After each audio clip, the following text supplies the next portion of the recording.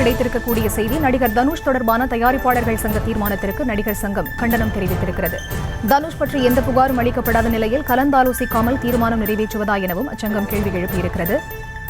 நடிகர் சங்கத்தை ஆலோசிக்காமல் வேலைநிறுத்தம் அறிவிப்பதா எனவும் தென்னிந்திய நடிகர் சங்கம் கேள்வி எழுப்பியிருக்கிறது.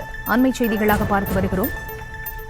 இது தொடர்பான முழு விவரங்களை தர இணைகிறார் எமது செய்தியாளர் சிவபிரகாஷ். அவரிடம் பேசலாம். வணக்கம் சிவபிரகாஷ், விவரங்கள். வணக்கம் ஃபரிதா. சமீபத்தில் நடிகர் சங்கத்தின் இருக்கக்கூடிய உறுப்பினராக இருக்கக்கூடிய தனுஷ் அவர்களை இனி படத்தில் கமிட் செய்யக்கூடிய தயாரிப்பாளர் சங்கத்திடம் கலந்தாலோசித்து அதன் பிறகே முடிவு செய்ய வேண்டும் என்று தீர்மானம் நிறைவேற்றப்பட்டு அறிக்கை வெளியிடப்பட்டிருந்தது.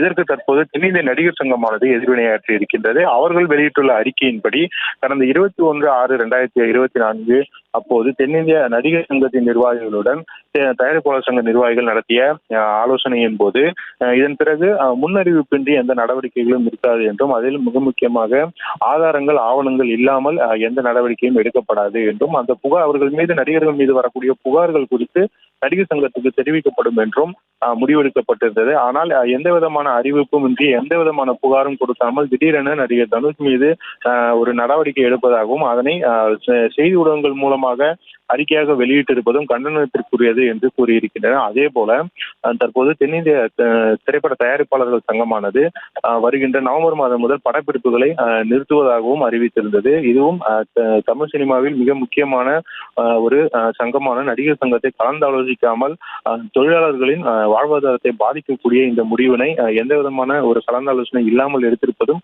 கண்டனத்திற்குரியது என்றும் அந்த அறிக்கையில் தற்போது குறிப்பிடப்பட்டிருக்கின்றது.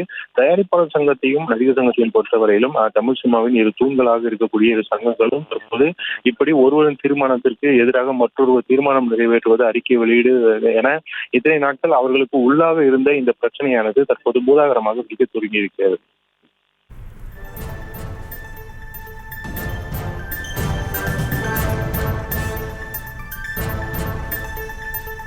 விவரங்களுக்கு நன்றி சிவபிரகாஷ்.